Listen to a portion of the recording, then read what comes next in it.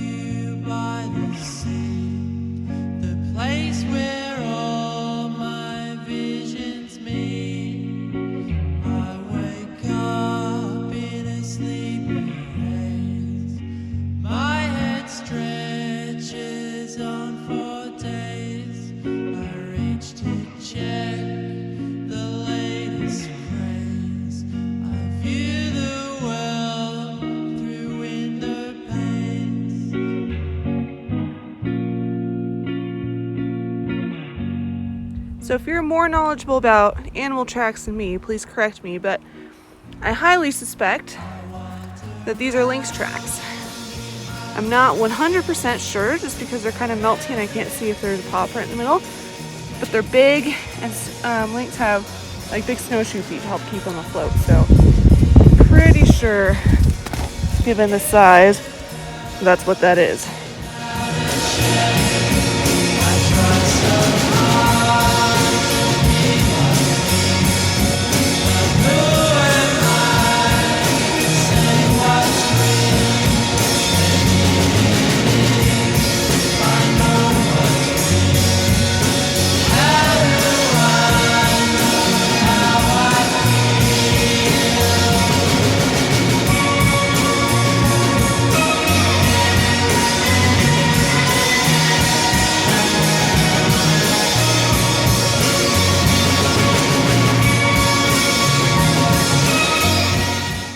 So my least favorite thing when hiking, or at least recently, is dealing with rock solid shoes because they get wet in the slushy snow and muck the night before, and then they freeze overnight and you can't put them on. Like, I sleep with my socks to keep them warm, so that helps, but it still is a pain in the butt.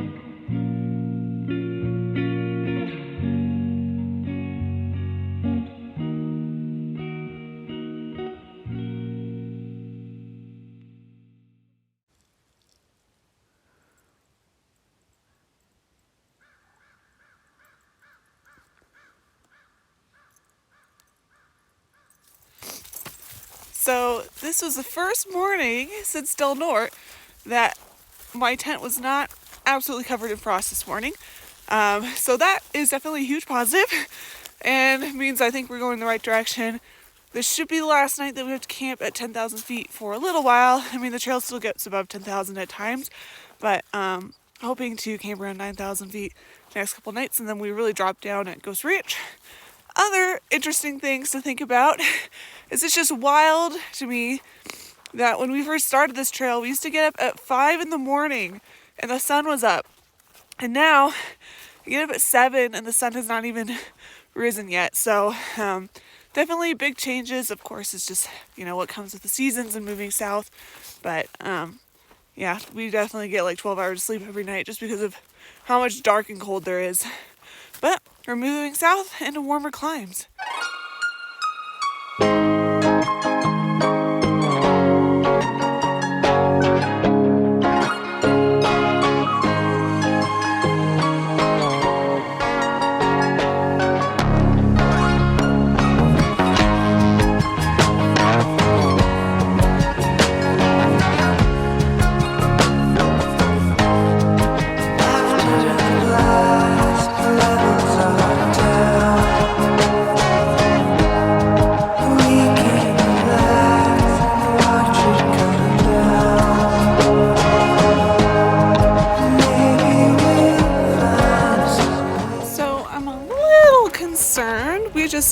We're taking lunch at Hopewell Lake and noticed when I was looking to the west towards the highway that it appears there's some smoke that way.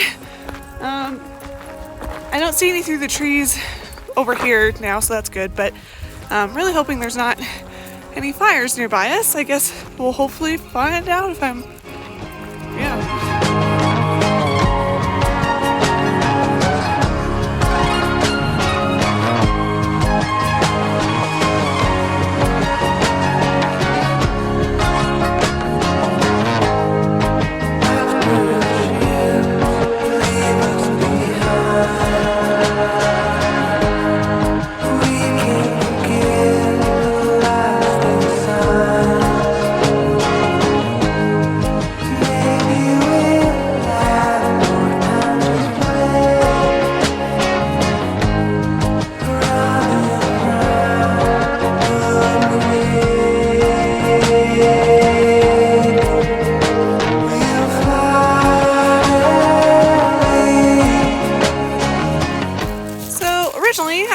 stop just back behind me here and camp for the night. It would have been a 20-mile day. However, I'm a little worried about this fire. I suspect that it's probably just a prescribed burn. So I've seen lots of people out and about in vehicles. No one seems all that concerned, and I've seen piles of brush too. But I'm just not sure, and I'm still waiting to hear back from family members from my inReach. So I figured just, rather get past it a little bit.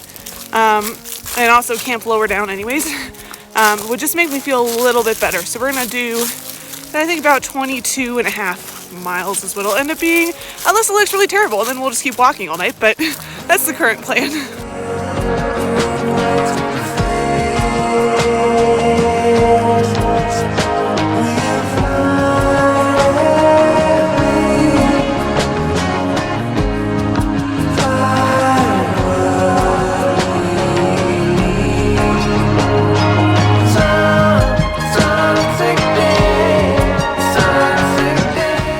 Second time recently that I've blown past a turn that I was supposed to make that was probably marked, but I just didn't see it because I wasn't paying close enough attention.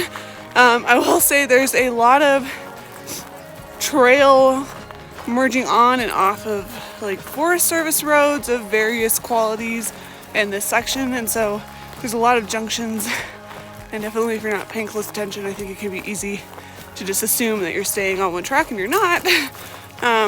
So yeah, fortunately this Forest Service road that I'm following, that's just like a little double track, it does meet back up with the trail. So rather than turning around and going back to find the trail, we're just gonna stay on this until it merges back with the trail in about a mile.